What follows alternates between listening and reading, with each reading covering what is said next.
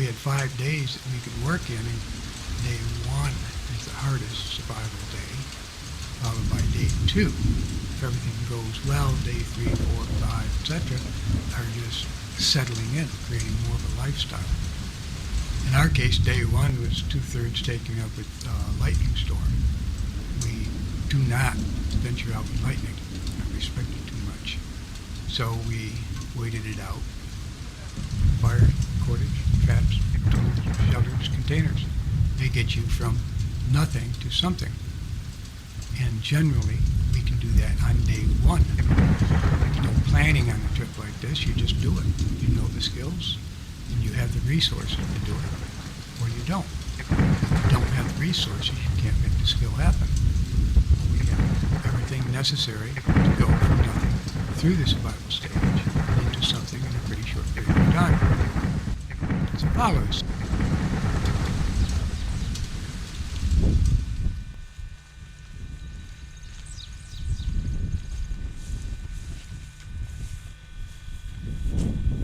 When the weather finally cleared, we went out and we broke into 2 teams. Group, hunt up! Well, Bill and Jerry, go get clay maybe, huh? From pond. Break off whatever you can for dogwood shoots. We need a lot of them, and we may not have them where we're going. Yeah, Austin and I will find some wind.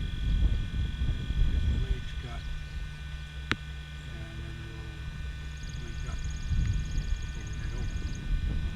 Alright? I'll hit it a lot. No group hug. No, we don't. Bill and Jerry went off to gather some clay for pots, gathering whatever they found in between.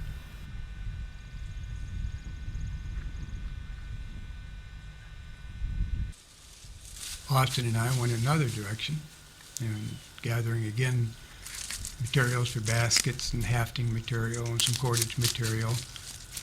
When we begin a trek like this, of course we are wearing clothes. We cannot utilize our clothing for anything except the shelter for our body. And containers would be necessary after a while when you start gathering stuff, because we're opportunistic. We came across some grapes and other edibles on the way, different rocks that work just right for making axes and knives, any nuts, anything we came across we'd have to transport, and our hands eventually start filling up. So cordage, a piece of string, comes in awful handy in binding stuff up, but after a certain point we still find ourselves loaded up. So even though we found and located several items on the first trek out, we may not have brought it all with us the first time, but we returned later with baskets and gathered. Be strong enough to wrap around for a handle. Might get more fibers off of this, and yet, as pliable as it is, it'll make good hafting material for our axe. Or we can take this bundle, wrap it up good with our own bark. Clove hitch is a handy knot to know. Kind of holds itself, and that gives us a container. Since Austin's primary job on the first day was to cut the grass for our roof of the shelter, I stopped and made several stone knives for him to do this. One of the reasons we can make such a fast transition from nothing to something, or from survival to living, is because we know where we are located, where the resources are. If we're dropped into a new area and we have no knowledge of it, we would have to spend a lot of our time searching out the resources. In this case, Jerry can walk right to the clay. I know which hillside to go to find the right rocks for making tools. And we know the likely spots where the proper weeds or trees are growing to give us fibers or material for making cord.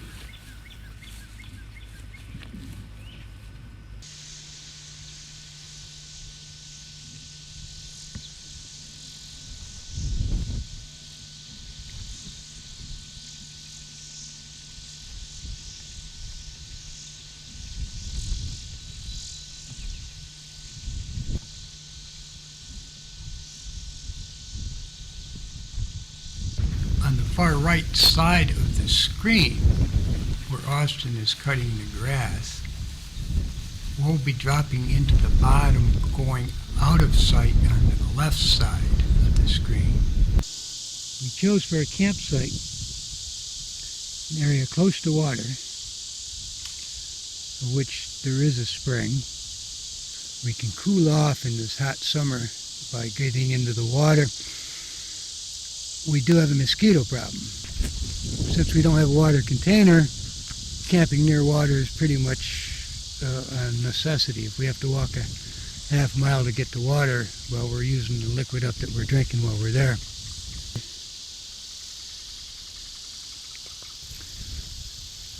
So we elected to set our camp up back in a small little area that will be shaded. There's some good trees for shade there. And yet it's open enough where the air moves through there pretty good to hopefully help keep mosquitoes away from us. Once we chose our campsite, it really didn't take us too long to clean it out. We moved the obvious stuff first and cleaned it. Other things, as far as the weeds and the brush, got removed as we needed the space. Our initial gathering was a pretty good supply of dogwood shoots, which primarily were to be utilized for making baskets and also for hafting of an axe or two to get us started. A lot more of these shafts were necessary before we had 3 baskets and 3 axes finished. So Jerry, of course, like a woman, caught sitting down. What she's doing is making flat cakes of our clay. Because as I mentioned, hauling the water is going to be a problem.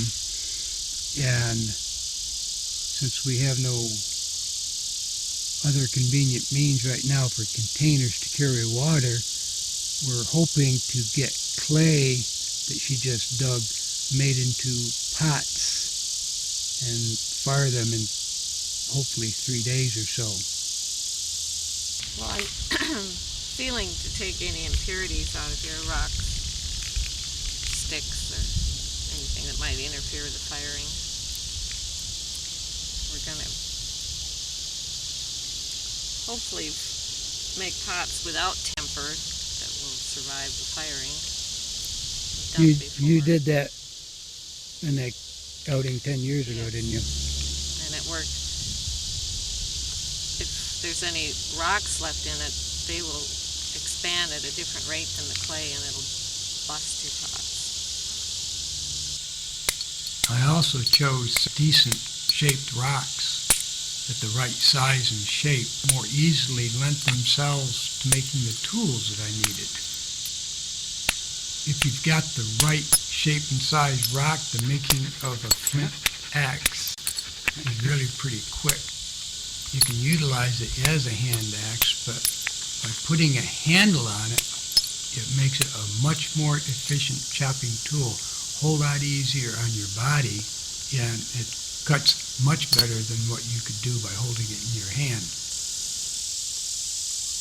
There certainly are hardier means of hafting axes, but I discovered years ago that in our situation where we're looking for a quick survival tool, something to go to work right now that beats chewing it with your teeth, that the wrapping of small diameter pliable twigs and then incorporating some cordage in with that makes a suitable hafting. I've made some of these quickies that have lasted me for years of pretty continuous chopping.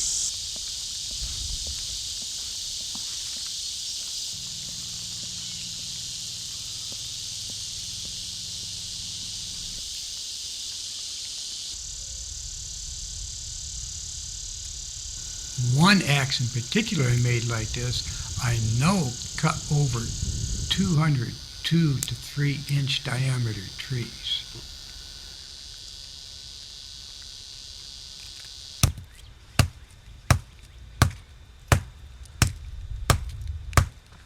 See, it's like flint knapping. What you're doing is you're finding that ridge When you start, you're starting on a round. So after a couple whacks, you get a flat spot. So it's harder, so you move off to the edge of that flat spot and you get a point. And it's easier to get a chop out of it.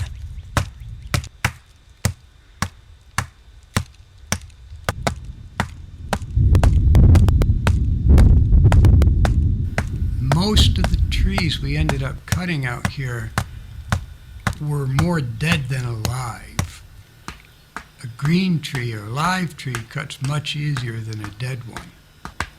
But the smaller diameter ones we wanted for our shelter that grew amongst these larger trees, most of them had been choked out and didn't have much life left into them. So it made it harder on us and our axes both to get these chopped down.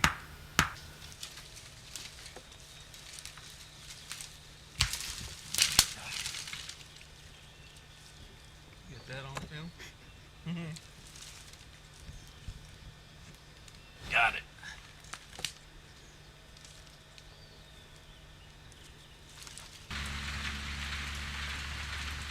On just about every trip we make out, fire is our number one priority. Being July in Kansas, fire really wasn't way up on our list. But we had a cool front, an unusual cool front, and it was wet, damp, and chilly. So we did kind of want a fire, not just for cooking, but for warming our bodies.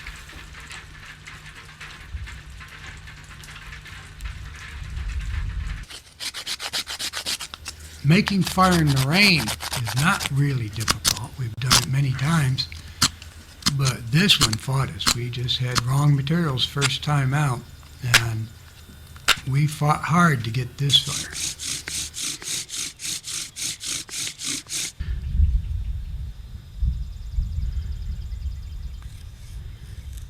And dig deep to get all the gray matter you can. A little bit there. Can I put that right in there? And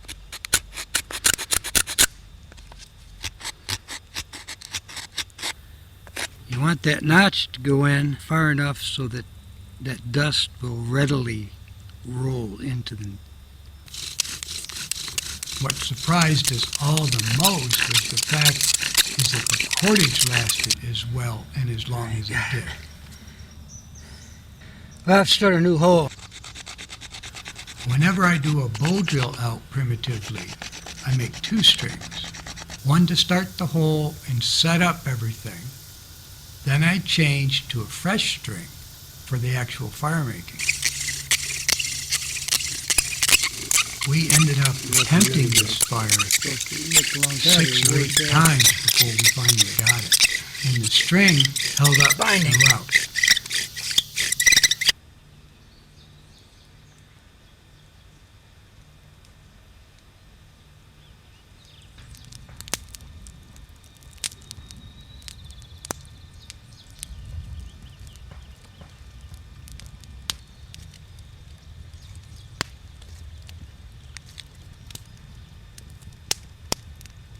Jerry's primary task on the initial part of this outing was to gather the clay, to clean the clay, and to make most of the pots.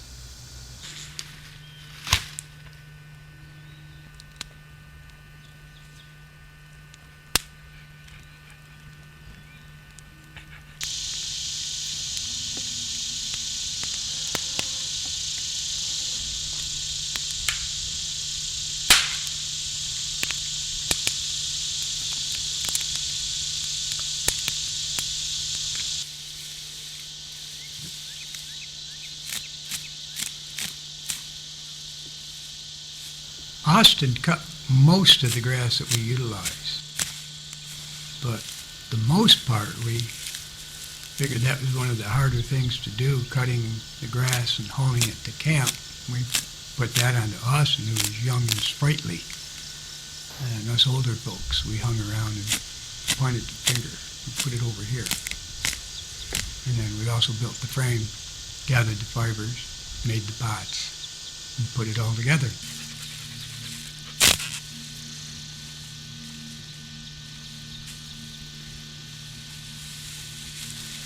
Austin also found out that it was just about as efficient to pull the grass as it was to take the time to cut it, though his hands paid a little bit more of a price this way.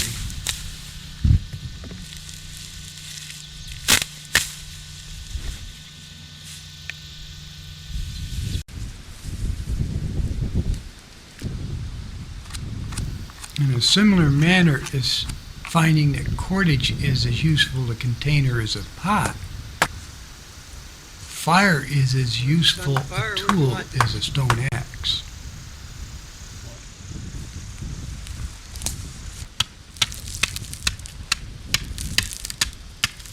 No, I'm not. I ain't gonna. You what? I ain't gonna do it. Fiber material is crucial in any primitive outing. Yeah.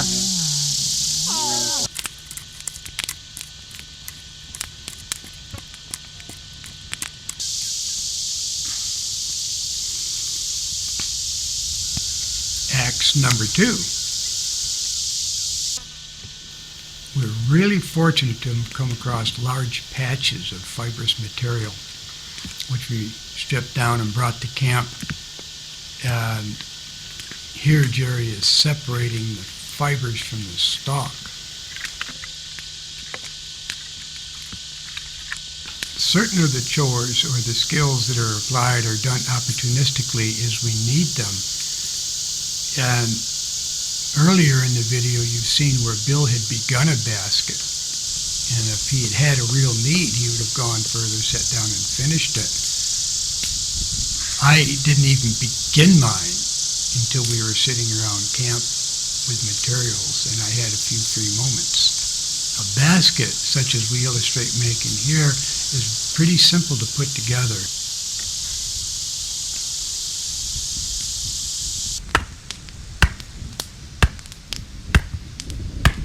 Anytime primitively, blueprints aren't used in making a shelter. We looked at what materials we had on hand, the length of our posts, the amount of grass we had, the convenience of everything to our campsite, and we put it together. And then we said, okay, we'll make it this long, this wide, this shape, 6 inches. the roof this thick. Really not that much. Then we just went ahead and did it. Well, you guys do this. I've built thatch housing before, and I've built rectangular houses before, but I've never really put the two together in such a manner as I did here.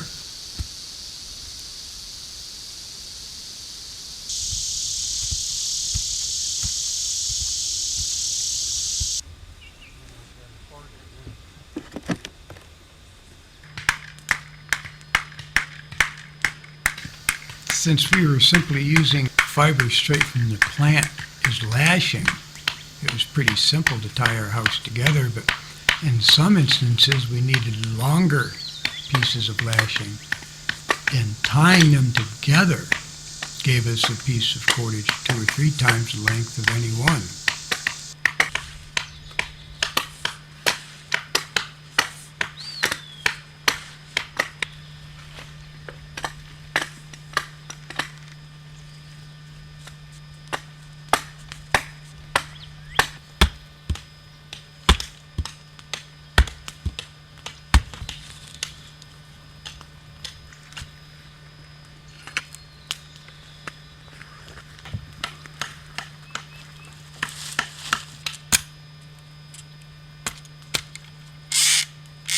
Hold this. Here, coming apart.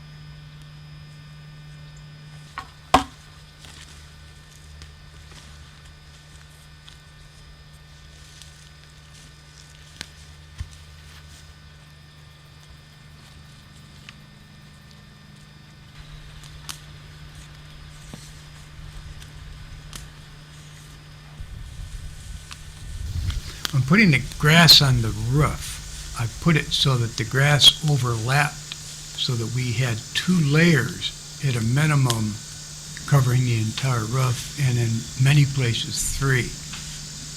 If we were going to make this shelter more long-lasting, if we intended to be here longer, I would have gone and made it 3 to 4 layers thick.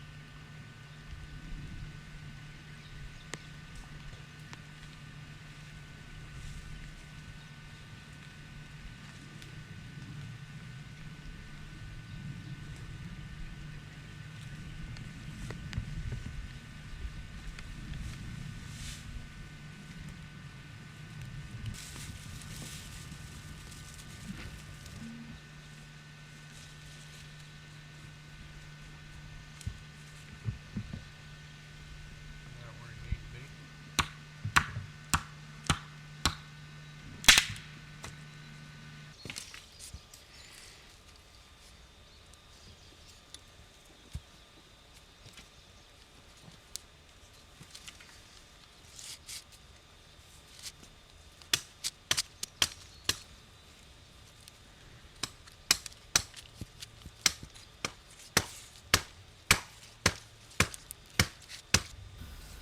X number 3.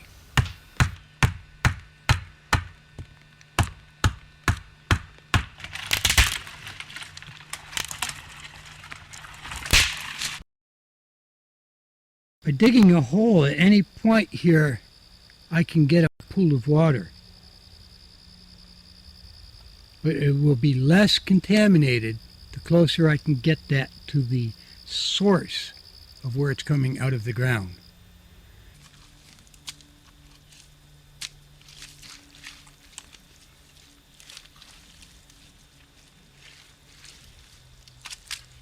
It bears also this is a good source of our clay, which we haven't tapped into.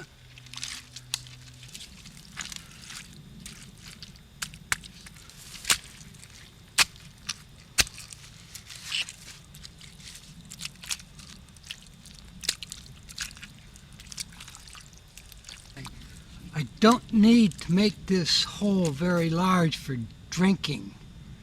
I'm making it larger so that once we have our ceramic pots, it'll be deep enough for us to fill the pots without disturbing the clay or the mud at the bottom.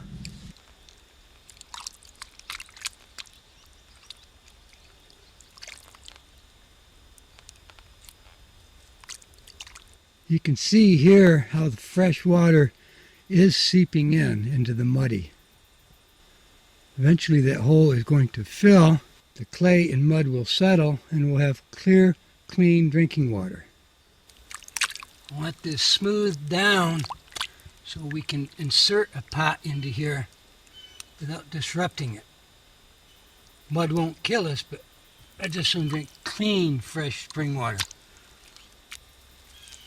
And by creating a diversion channel from above it, I'll take away any water that may come in from the surface, thereby contaminating our fresh drinking supply. So what I've done here is I've created a reservoir below my main pool. Now what I want to do is divert the water through a channel Here, make this be my low point. So I will get clean water from pool number 1 to come into pool number 2. Now if I do this right, dig underneath here or take some means of diversion, like if I set this in there, what I do is I create a channel for water to flow in, and it will drip and fill the pot below it while I'm off doing something else. On faster running springs, you don't have this problem. This is a really good example of what a slow seep or real slow running spring, how it can be developed to work for you.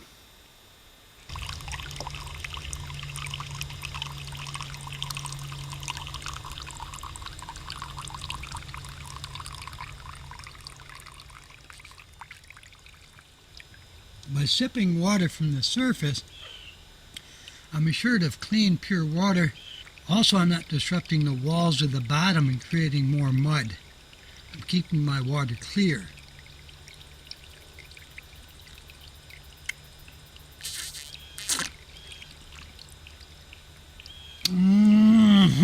Good.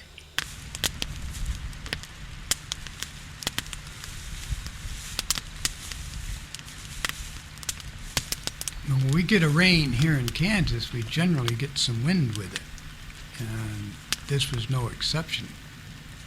The storms that hung around for 4 out of these 5 days carried quite a bit of wind. We came up with the idea of movable sides to the shelter.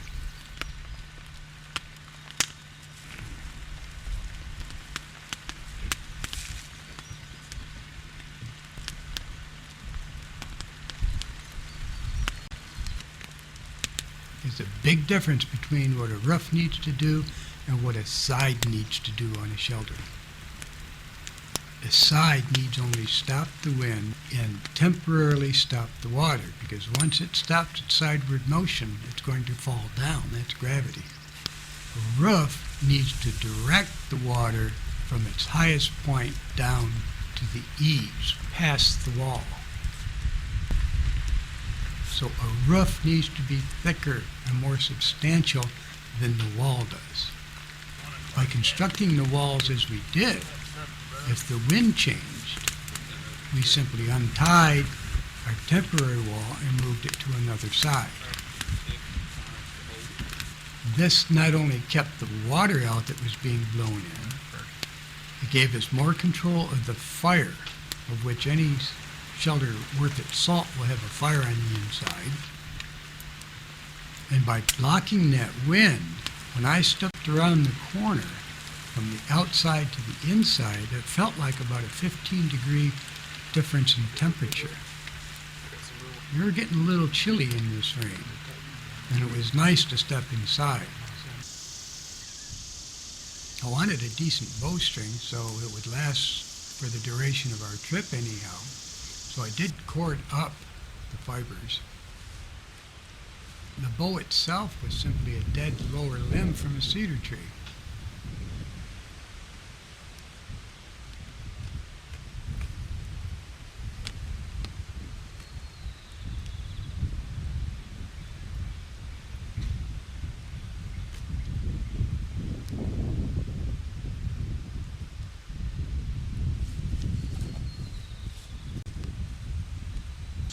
The arrow was a dead dogwood shaft.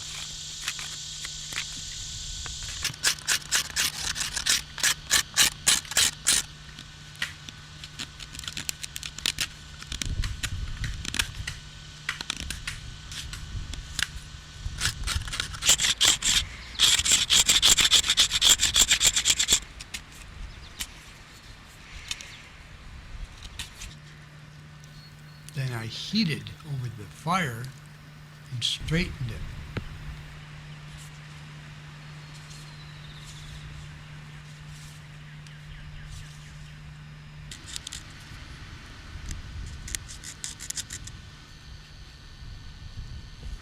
I broke a notch into it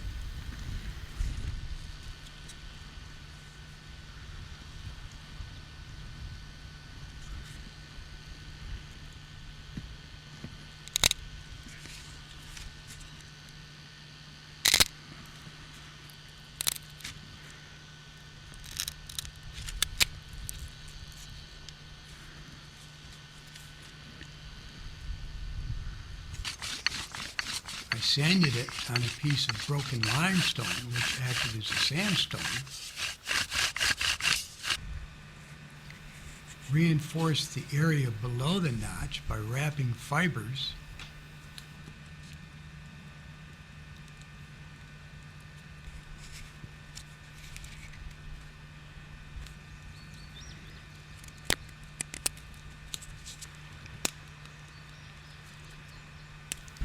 Took the thorns off of the locust tree, tied them in such a manner to the point that they were spread in order to use as a frog gig.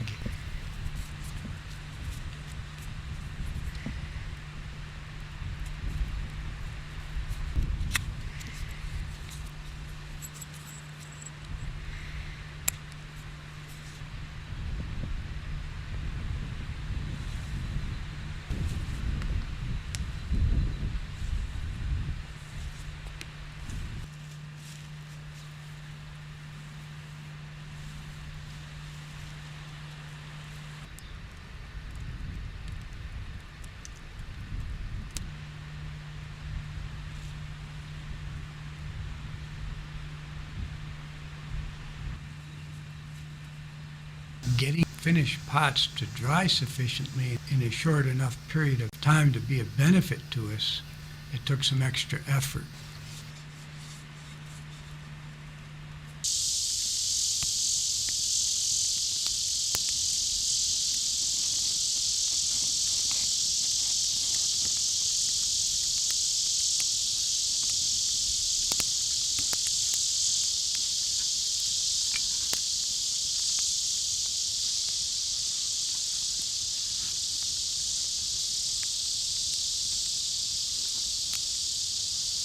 When's the basket done? Well, when you run out of sticks or the ambition or the time, you finish it off. Stuff already. This particular basket that I made is suitable for carrying on my back, and it would carry a considerable amount of material. There we go. Yeah, we did.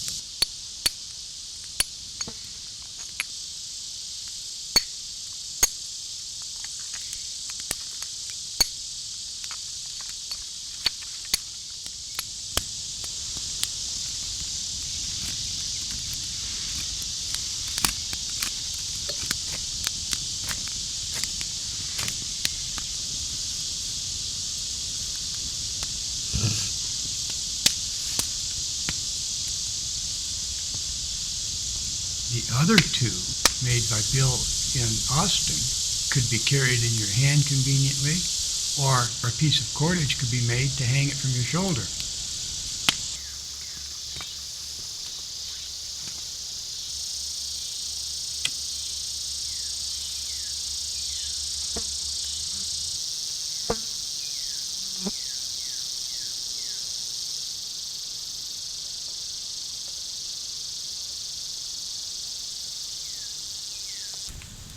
For firing pottery, everything has to be right.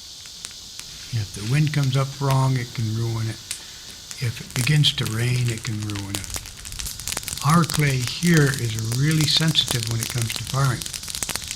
Over the years, we've developed a method that works extremely well. We run 90 to 100% success ratio on our firings. We have to preheat these slowly, and just as importantly, they need to cool off slowly and gradually.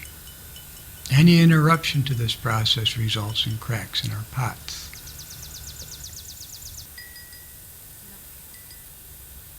Sounds wonderful.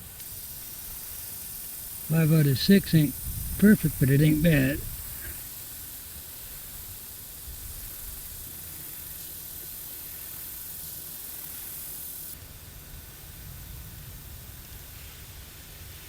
Now we can bring the water to us.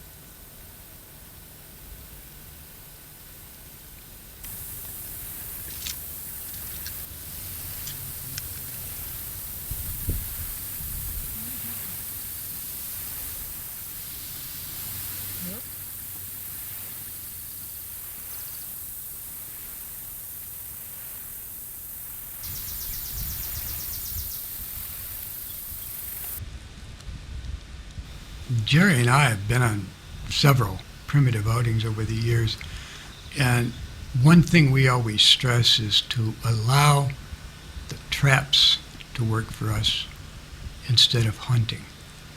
Even frog hunting is going to take a certain amount of time. Anytime you hunt, you're taking time from when you could be doing other things. The trap will work for you while you're doing other things.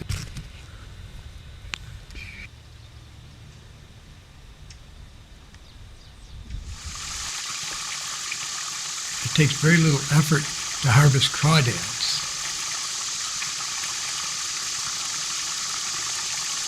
Frogs, there's plenty of frogs. Locusts. Bird nests. 4 fledglings in it in 1 egg. We brought down 2 chicken eggs from home, thinking that would supply approximately the nutrients that we would have gotten. It looks pretty good to me. In great abundance, and a real favorite of any of our students, especially the kids, is roasted grasshoppers. Just make a switch about 3 foot long, and you'll have a handful before you know it. A real boon to any primitive camp would be a deer. Jerry always commented that if you got a deer, you got Kmart. Just got a little of everything. You've got hide for clothing, you've got bones, you got heart sacks and bladders for containers, you've got an abundance of meat, you have sinew, you have teeth. You've got Kmart, you've got everything. 2 easy ways to harvest deer that I'm going to show you here are both illegal. We do not use them, we have not used them, and we will not use them unless I was in a plane that went down and was starving to death. It is against the law. But primitives did use it, and we use it as a game. What we do is we build a snare heavy enough to hold a deer.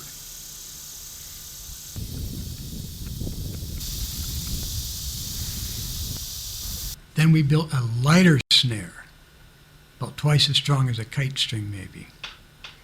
That snare we set in a trail. Then we clean the trail out looking for footprints. And if the snare is gone, whereby something has gone through it and caught it and broke the snare and walked away, we can tell by the footprints what it was. Now, targeting a deer, when a deer would walk through this snare, it wouldn't have shoulders like Austin has. So it wouldn't have shoulders to catch. What it would do, it would have a long neck. If its head was held at the right height and it walked through, and the noose needs to be a loose running noose, would close down on its neck. As it tightened, in real life, the animal would struggle. The noose that I've developed and put on this snare would tighten down. But as the animal choked down and relaxed, if there developed slack in the rope, the snare would not slide back on itself. It would lock in position. It would keep the flow of blood to his brain from continuing, and he would simply go to sleep. Another deer harvesting game I play is with a crossbow trap. I take the real time to build the bow, build the string, and build a real flint-tipped arrowhead, or even bone if I had it on hand. But I arm it with a blunt point.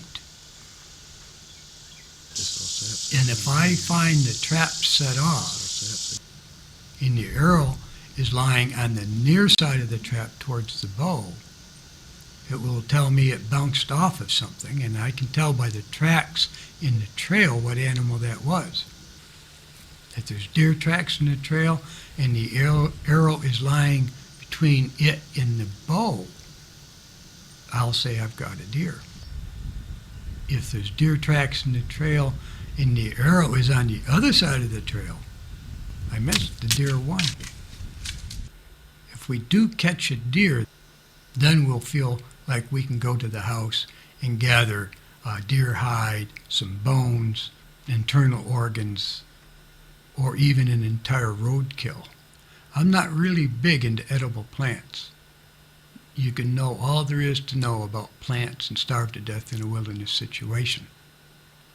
You can learn a trap in 15 minutes and spend just minutes building and setting it, and that animal will feed you and give you the nutrients that that plant will not.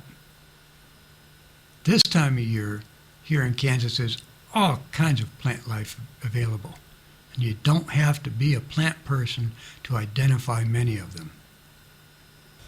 The rose hip off the wild rose provides plenty of vitamin C. Wild plums are just coming on. The prickly pear cactus.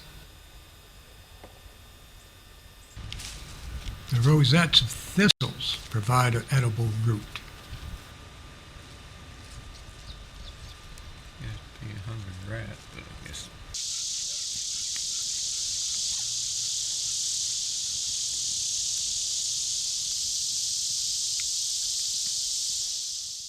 Shown here we have the root of the burdock and the root of the thistle and the leaf of the thistle. A good supply of blackberries and a pretty good portion of grapes. Not too long after we fire and start bringing in some food, you think of a means of cooking it. Get some of this into there, huh? Oop, I'll break it up.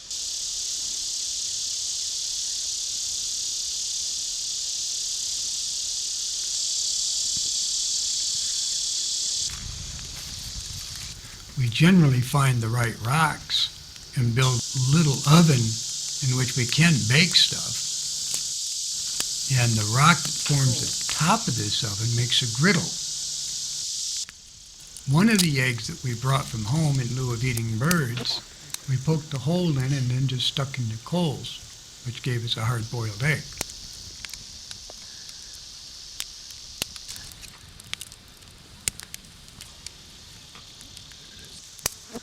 The pack rat we threw on the grill. Not because the rock wasn't hot. Along with a mess of crawdads and grasshoppers. Now, one pot can take a little bit of food and make it go a long ways. Here we illustrate by taking a second egg in lieu of birds, threw that into boiling water. Then we shredded the meat of the crawdads and added it. Took part of the meat from the pack rat, tore it up, throw it in, and pound the bones. Don't just throw them out, but pound the bones up to get the nutrition from the marrow and add that to the stew. Then we took some of the various roots that we had, cut those up in pieces and threw those in. Your body is looking for energy. So by taking the various foodstuffs we have, throwing it in one pot, made it easier and more efficient to divide the nutrition that we had gathered in 4 pieces.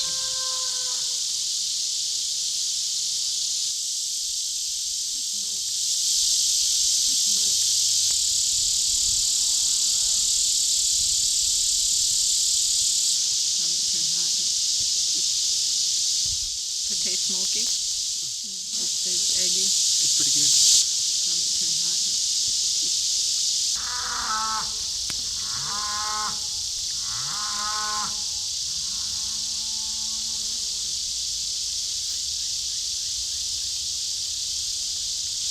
That is pretty good. Mm-hmm. Just has its own flavor, though.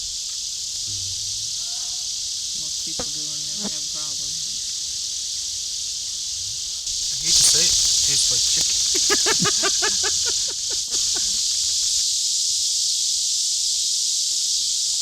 The main comment that Austin had about the food that we fed him was the fact that it was bland.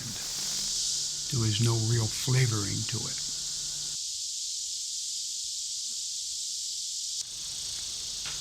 So there you have it. 5 days we've gone way beyond the survival. 2-inch rainstorm proved that our shelter was waterproof. Fire was made, pots were made, food was gathered. We begin living.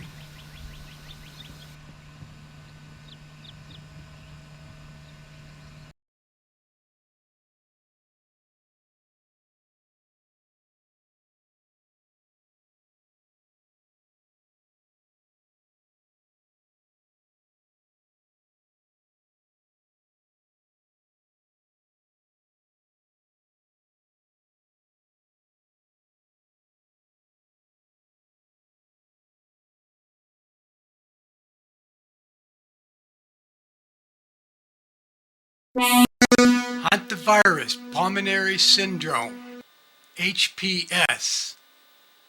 No study of primitive wilderness skills is complete without the introduction to and learning of traps, killing, and handling of dead animals. The disease, HPS, is an oftentimes fatal disease proven to be transmitted by small rodents. Small rodents especially are the bread and butter of trapping in conjunction with primitive living and survival. You will see in this video that there are several field or deer mice being caught and eaten. This tape was shot prior to our being made aware of this danger. This didn't make the national news until 1993. As reported by the Centers for Disease Control, HPS is primarily contacted by the breathing of the dust of dried urine and the droppings of these animals. Contact with the body fluids of these animals is also reason for concern. Any contact with the feces, urine, saliva, and or other body fluids is to be avoided. Suspect all rodents. HPS is a fragile virus. Exposure to high enough heat, thorough cooking, will kill it. Don't handle rodents with your bare hands. You, the observer and student, are responsible to learn what information is available on this subject.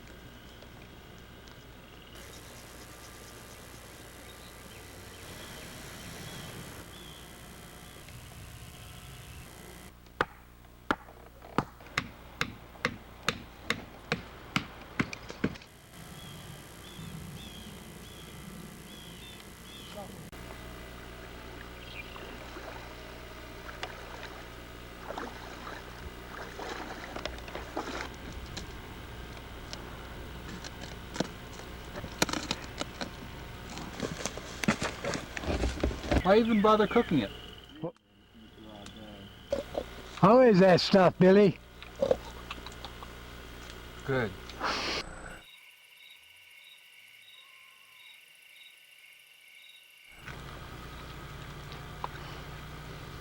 Just walk in front of that camera, you damn fool.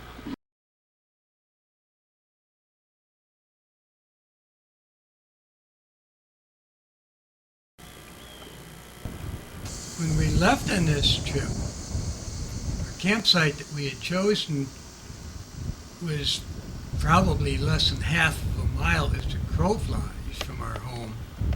But then we wouldn't be on a trip if we only went a half a mile. So we need to test our containers, our travois, our baskets. So by going approximately 2 miles through the pasture, over ledges, down through the timber, that tested our gear as much as anything.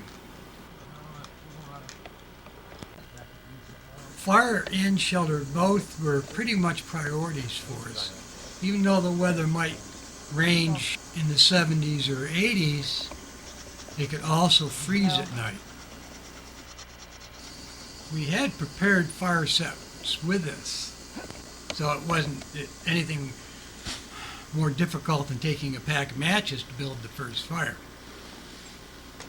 You'll note later we built several fires throughout because many times the fire would not last overnight.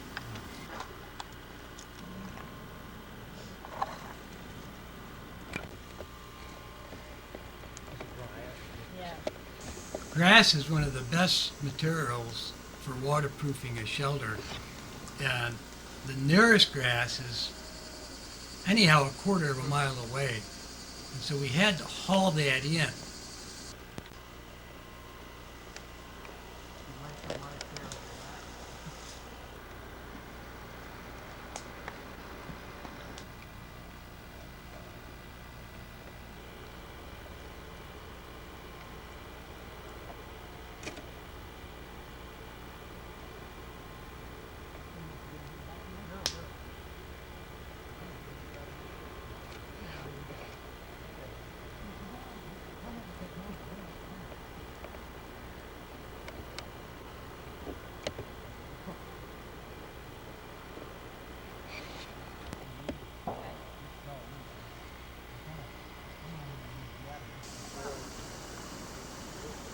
You'll see a lot of overviews of our campsite to show not just the fact that we have primitive goods, but time in relation to our campsite, the projects we might be working on at the moment. You'll see just about everything we took out with us being used. That'll swell up. It'll swell a lot. That'll swell a lot. Really? Jerry made 2 bottle-shaped dogwood baskets, and she coated one of them only on the outside with pine pitch, and the other she coated inside and outside both, and these made really good water containers. There was some upkeep with them.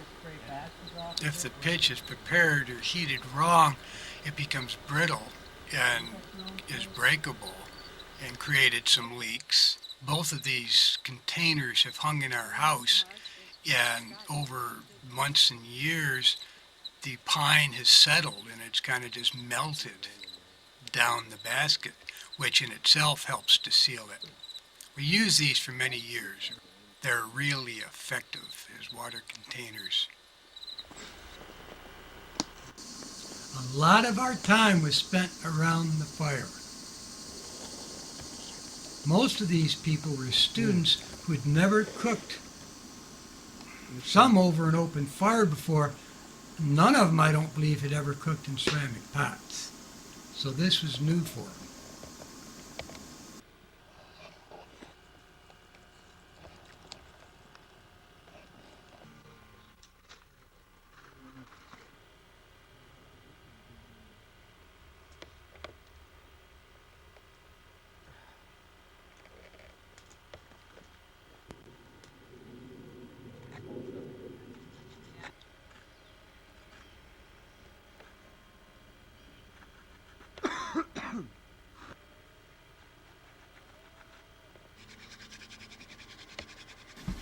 basically replicating an Aboriginal lifestyle. We brought a large chunk of meat with us. I don't recall on this trip whether that's beef or it was just a large hunk of venison. We simply hung it from a tree limb and sliced off steaks for 5 days, and it was just as good the last day as it was the first. We attempted some fishing. We didn't really put our hearts into it, and the fish knew it, and they didn't cooperate.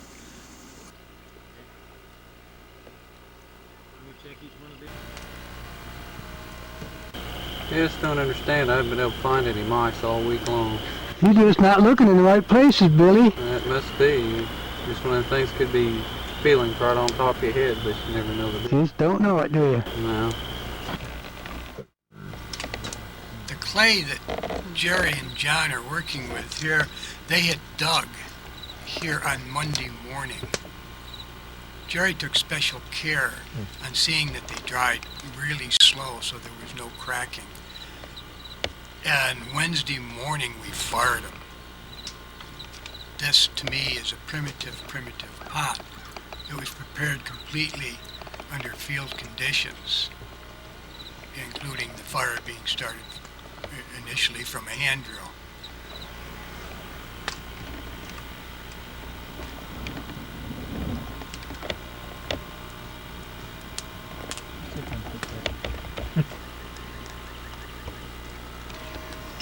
Note here that John seems to be having trouble making a bowl. John had just recently learned how to make primitive pots. Maybe you should just make a plate. Well, because as I'm turning it, I cup my hand. Oh, like that? And I don't think he was really happy here when he had to start over. He did end up making a couple of really fine pots. Keep cupping that top, and then just...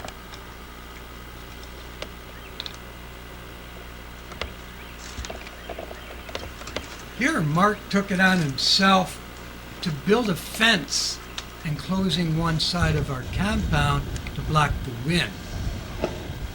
And he had no background or instruction. He just went ahead and did it, and he made one fine windbreak, which helped prevent our fire from getting away from us.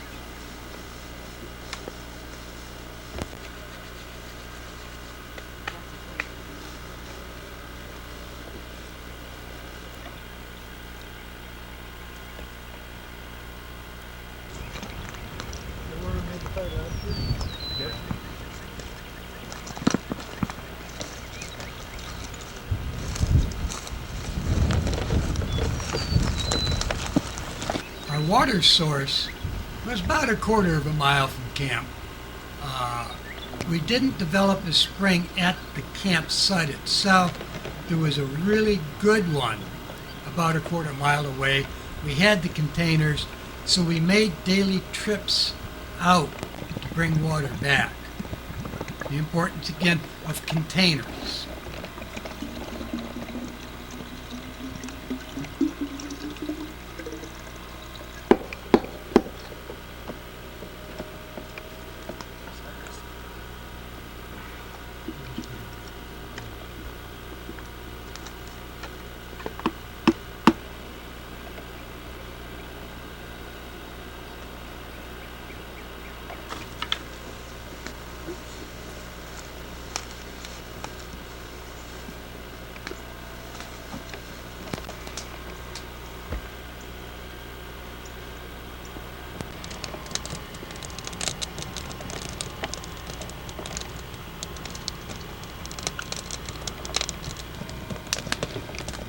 back.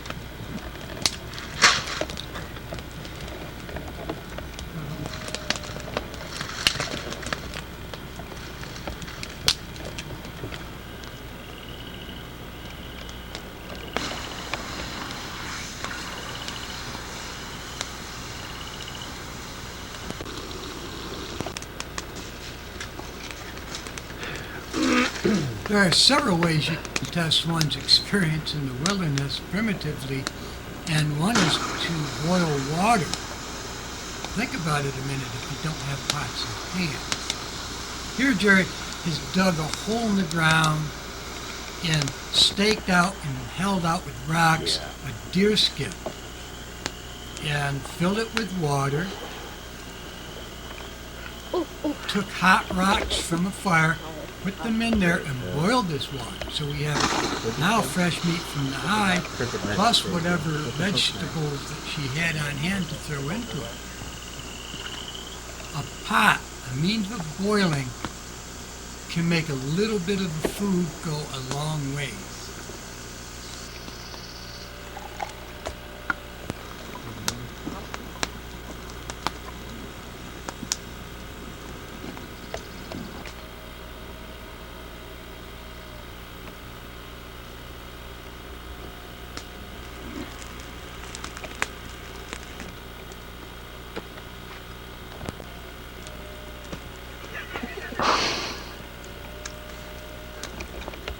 Good.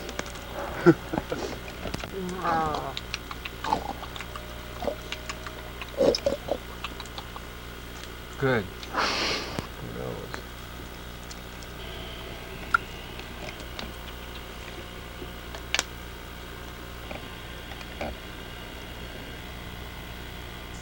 As mentioned in the introduction, at the beginning of this piece, beware of hantavirus. It's a real deadly disease. It's out there. It's real. And I can't caution you enough about careful handling of these animals.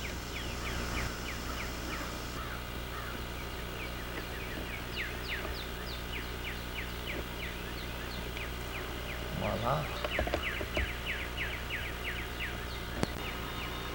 On this trip, we caught several mice, and I believe a couple of pack rats. So we had a lot of meat on this trip. We didn't need to bring meat with us.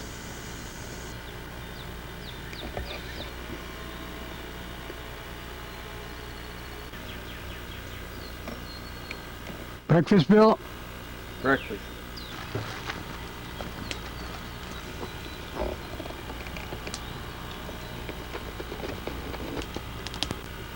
Supposed to Yeah. get well done so they don't get Mighty Mouse. Here he comes. Weeping Willow.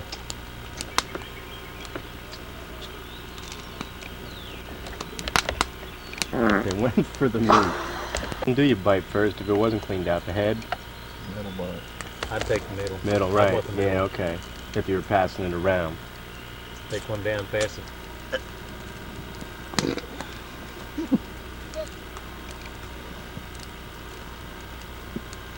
Need more garlic.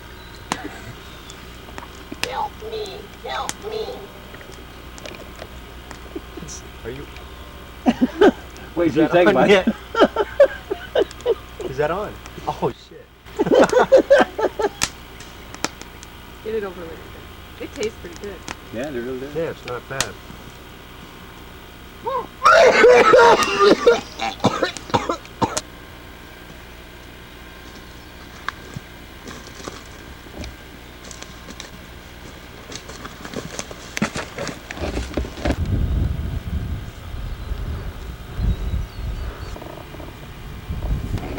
Even on a trip with taking nothing, after the second day or so, it gets kind of boring. So you need a project. You need something to occupy yourself. Here, Mark and Scott elected to chop down a tree and make a pair of boats, one for each one.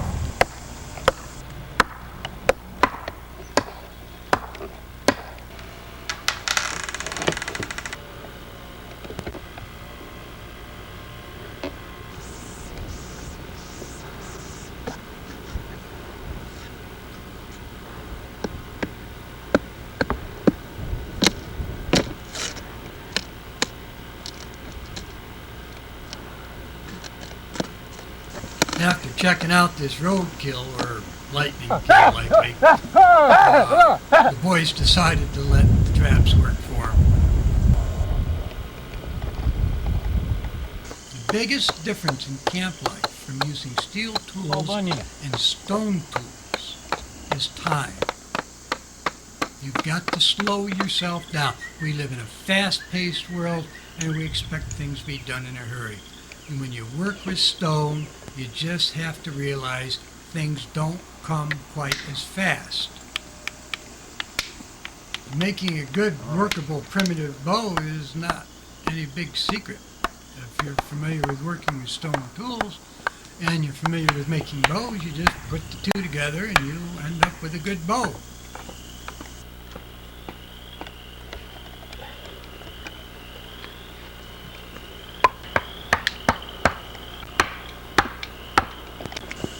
John and Bill elected to go ahead and string up and tan a large buckskin we had brought along.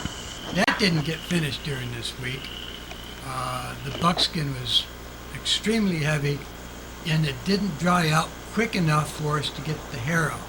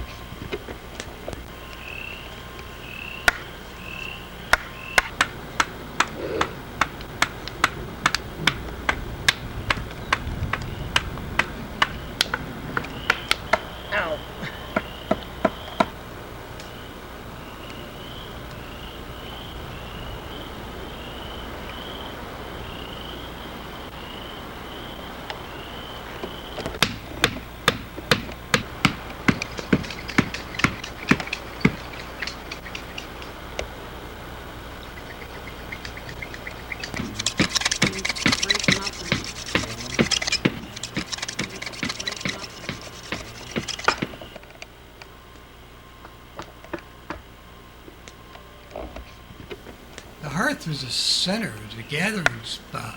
It was right in front of the house. We were building there. All our activities took place right around the hearth. And though we ate basically 3 meals a day, you'd find us nibbling all the time. Everyone had their individual pot, and we had prepared dried goods that we brought with us, and we always had something good. What is it? Tatonka. You don't believe it. You don't believe it. No. What is Tatanka?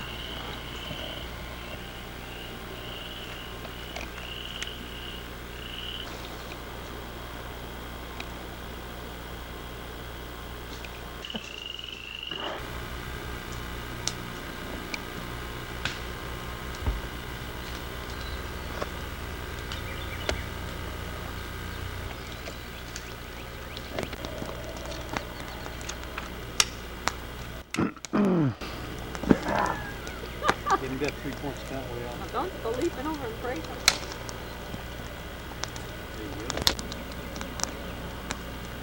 Yeah.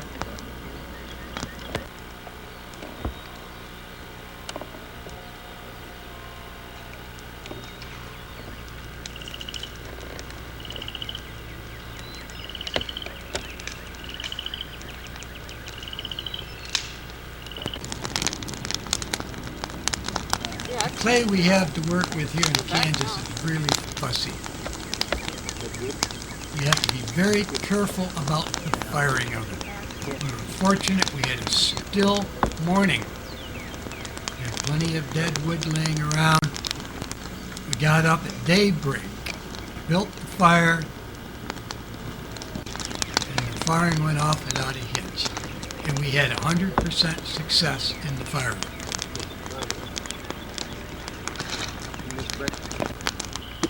Only show I gotta make sure I hit every weekend now.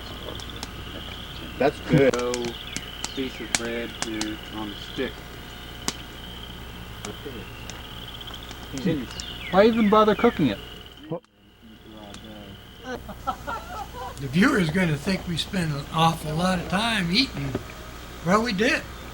Life in the wild is pretty easy going once you get established, and it doesn't take much to get established. And while you're out there, you're burning a lot of calories, so it's kind of fun to put them back in. Billy did a mouse this morning. And share some of it.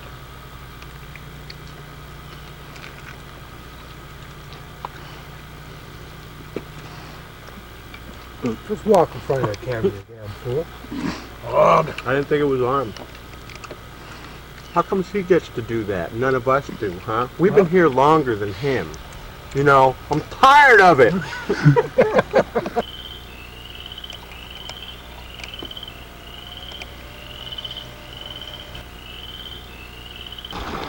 Ha! There!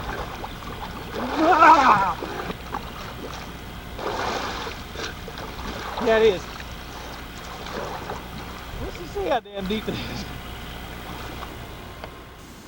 I think the biggest thing that made this week the most successful of any that we've taken out was the attitude of the people. There was just always something going on. Every once in a while someone laid down and just catch a few rays, but there was no boredom. Everyone was busy. They found something to do. They burned the bulls. Everyone was just always busy.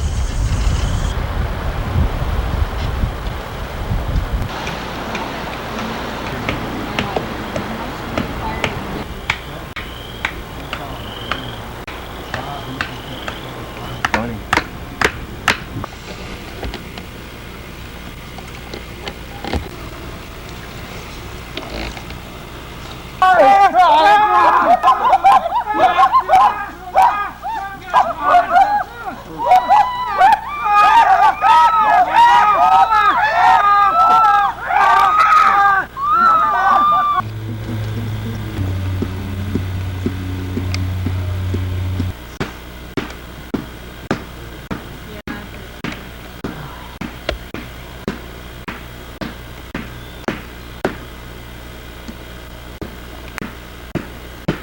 These pots were made Monday afternoon. I let them sit in the shade upside down for a few hours after supper. Then I kind of put them about 3 feet away from the fire and kept turning them. And I did get them moved in about 2 feet from the fire that night. The next day, around noon, I put them by the fire again and just kept moving them, turning them, and putting them closer. And until they felt really dry. Then we covered them good so they didn't get dampness from the dew overnight. We got up early this morning and the wind wasn't blowing, so we fired them. Now this one, I see tiny cracks on the outside, nothing inside. That's a good ring.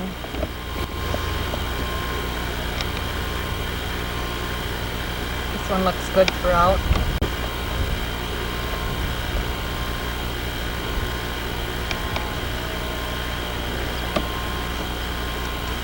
That really dings good.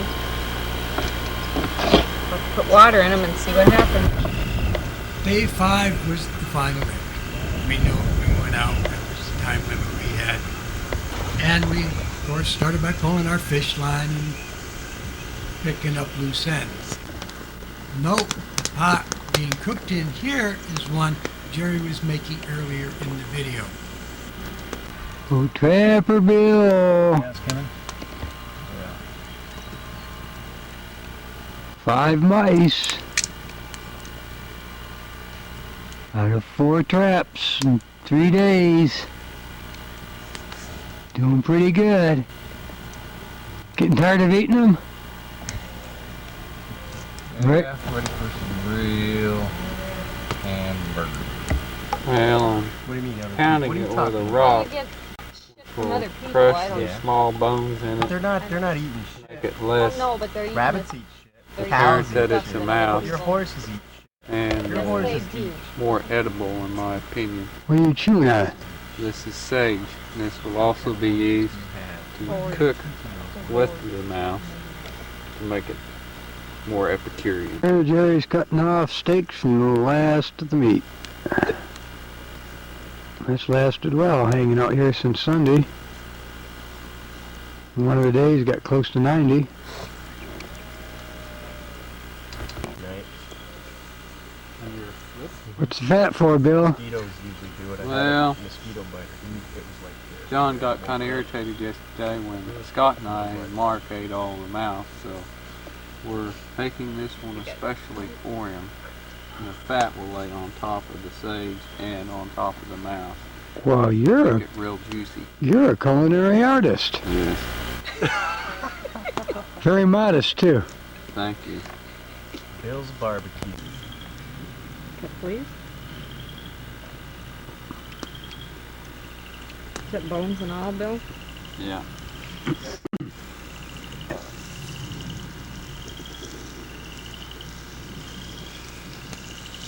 True artiste. We'll have the fat for Scott.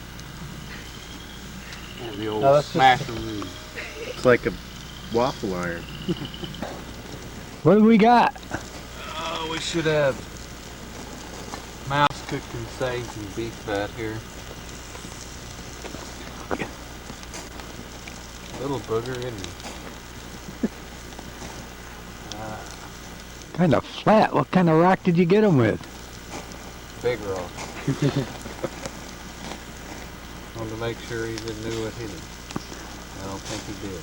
Not much thicker now than he was before. A little hot, but really pretty good. Like to try some? I sure would, thank you. On the question we're posing out right now is, what did you gain out of the last 4 or 5 days? We're getting quite an insight on what it really takes to not only get out and not survive, because we've done well, but what it takes to get out and do it in Stone Age technology. What it really takes to get out and do it.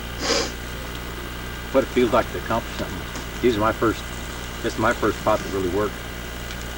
I've got another one over there. We made baskets. It's just it's a great feeling. Mark? I think what I learned the most is there's a certain, seems to be a certain economy of scale in this type of situation. Just going out and doing this by yourself would be really difficult, but I guess what I learned most is that to a certain extent, the more people you have, the more there is to go around for everybody, because everybody's pitching in, and somebody's helping build a shelter over there, somebody else is going gathering food over here. So to a certain extent, more is better up to a point. Scotty?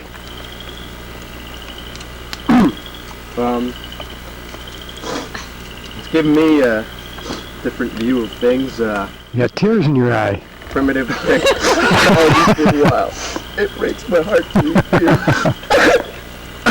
Been into primitive technology and survival for a while, and I've always took a knife with me, and this opens up new doors, new paths to follow. I'll know what to work on when I do flint knapping and stuff like that. So it's given me a greater insight to things. Willie? I've learned how to cook bread on now. Cook good mice. I've only been in this for about a year. I've thought about it a lot, and this has been the actual application of things that I've read about, so that's what's been interesting. You can actually, instead of reading the book and dreaming about it, you're living the dream. And our shoulder chair is just kind of like anything you'd see in a museum, so you can say that you has been said around there several times that you're living in a museum instead of walking past it, so it's been fun. And some of them aren't too bright, but Teamwork's good. no, everybody worked together, and it was just, we grew into a family and made it all possible. There was just no friction or anything. Everybody worked hard. It was great.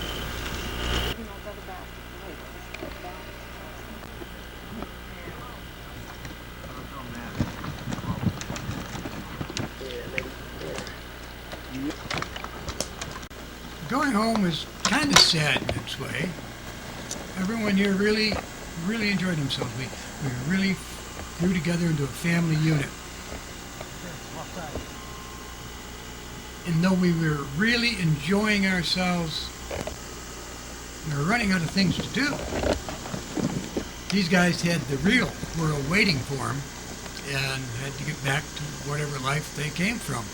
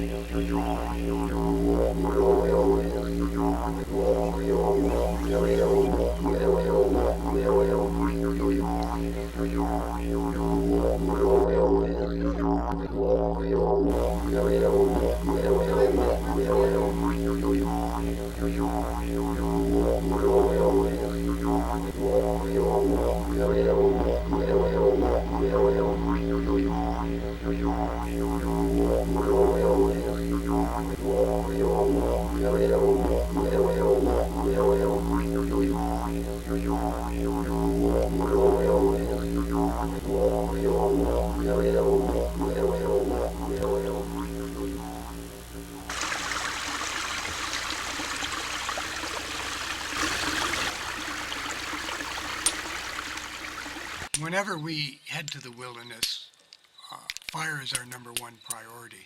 The day we went out was actually sunny, but you see from the video that water is standing and fog was setting in the low spots. It was wet, terribly wet. I took charge of the group that built the house.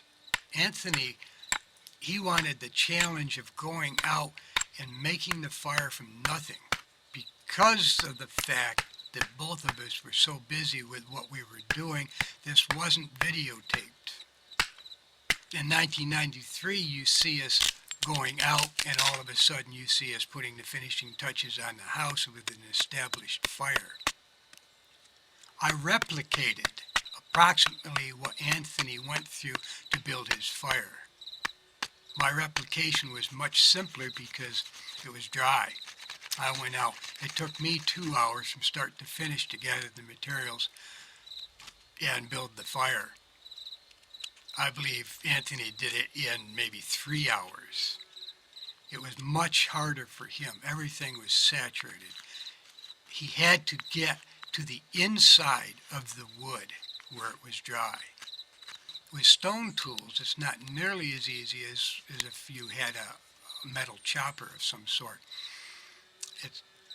It can be difficult to get on the inside of a piece of wood. Here I attempt to show you approximation of what he went through.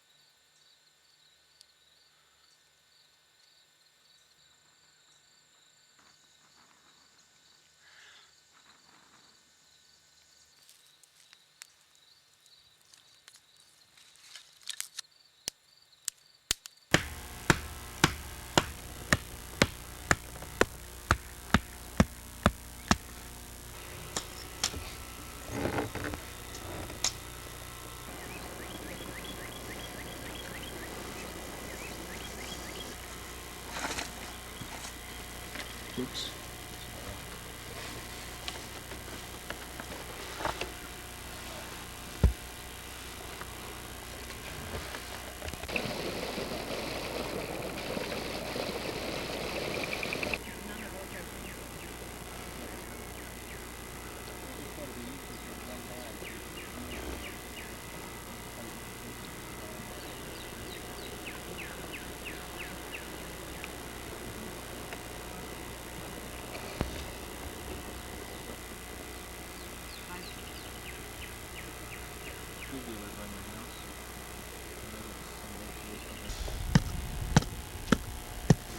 Never built the same house twice. There's no blueprints in building a shelter under primitive conditions. You use what you have available. This is one of the finest that we've built on a primitive outing. I suppose it was 8-9 foot tall, about 14, 15 foot long, and 8 foot wide. It was a large, roomy shelter. It was a real home. And like any shelter we built on these trips, it's waterproof, and we have a fire on the inside.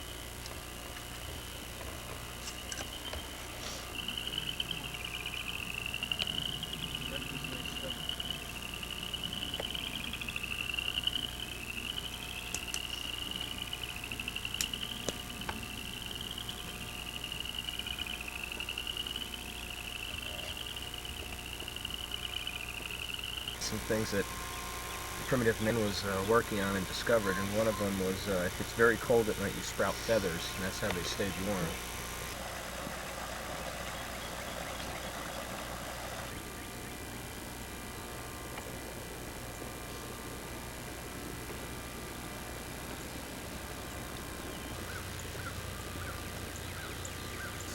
And this method of the hand drill, it's called floating. And that's where your hands stay in one spot on the drill. Only at the very end does Anthony bring his hands down to create the extra push he needs to get that coal.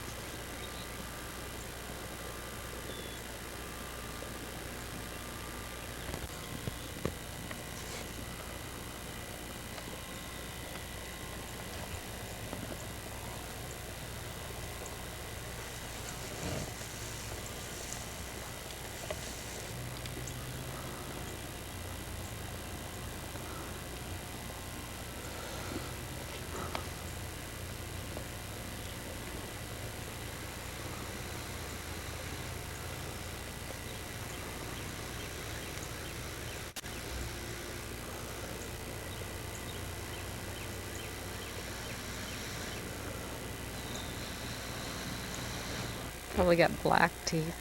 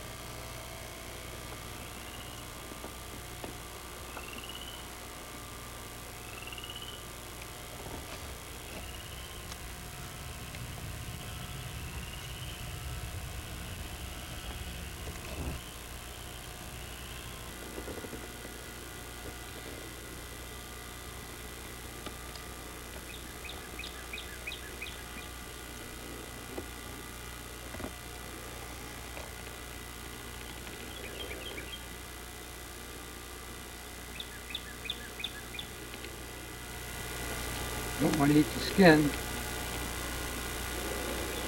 That's all you have to do to remove it. Now, I don't like eating the intestines, but I eat the rest of the internal organs. And just rip it open.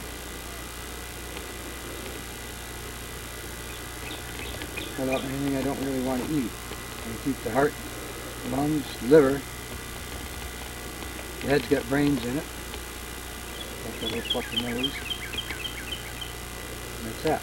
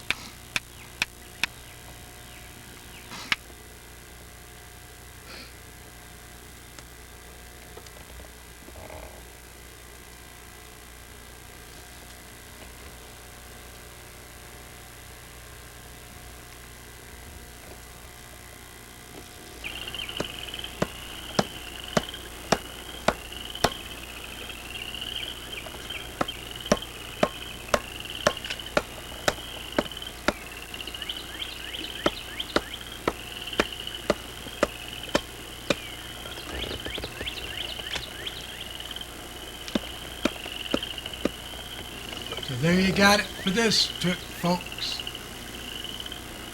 I'm sure you've noticed a big difference of going out with all of your tools and equipment and going without. The going without is survival. The going with is just a different type of camping trip.